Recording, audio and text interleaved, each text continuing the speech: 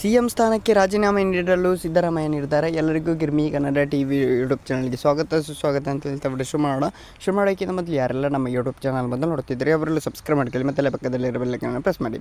ಕರ್ನಾಟಕ ಕಾಂಗ್ರೆಸ್ ನಾಯಕತ್ವ ಬದಲಾವಣೆಯ ಸಸ್ಪೆನ್ಸ್ ಈಗ ರೋಚಕ ತಿರುವು ಪಡೆದುಕೊಂಡಿದೆ. ದೆಹಲಿಯಲ್ಲಿ ನಡೆದ ಸುಮಾರು 6 ಗಂಟೆಗಳ ಸುದೀರ್ಘ ಮ್ಯಾರಥಾನ್ ಸಭೆಯಲ್ಲಿ ನಾಯಕತ್ವ ಬದಲಾವಣೆ ಬಗ್ಗೆ ಚರ್ಚೆಯಾಗಿದ್ದು, ಈ ವೇಳೆ ರಾಹುಲ್ ಗಾಂಧಿ ಅವರು ಸಿದ್ದರಾಮಯ್ಯ ರಾಜ್ಯಸಭೆ ಆಫರ್ ನೀಡುವ ಮೂಲಕ ರಾಷ್ಟ್ರ ರಾಜಕಾರಣಕ್ಕೆ ಬರುವಂತೆ ಆಫರ್ ನೀಡಿದ್ದಾರೆ. ಇದಕ್ಕೆ ಯಾವುದೇ ಸಮ್ಮತಿ ಸೂಚಿಸದ ಸಿದ್ದರಾಮಯ್ಯ ಸಭೆ ಬಳಿಕ ನೇರವಾಗಿ ಜಾರ್ಜ್ ನಿವಾಸದಲ್ಲಿರುವ ಆಪ್ತ ಸಚಿವರ ಶಾಸಕರೊಂದಿಗೆ ರಾಜ್ಯಸಭೆಯಲ್ಲಿ ಚರ್ಚಿಸಿದ್ದು, ಈ ವೇಳೆ ಸಿಎಂ ರಾಜೀನಾಮೆ ನೀಡಲು ಸಿದ್ದರಾಮಯ್ಯ ನಿರ್ಧರಿಸಿದ್ದಾರೆ ಎಂದು ಹೇಳಲಾಗುತ್ತಿದೆ.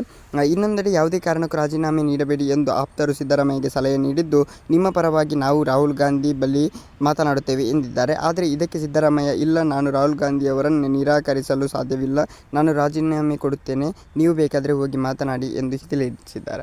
ಓಕೆ ಗೈಸ್, ಏನಾಗುತ್ತೆ ಅಂತ ನೋಡೋಣ.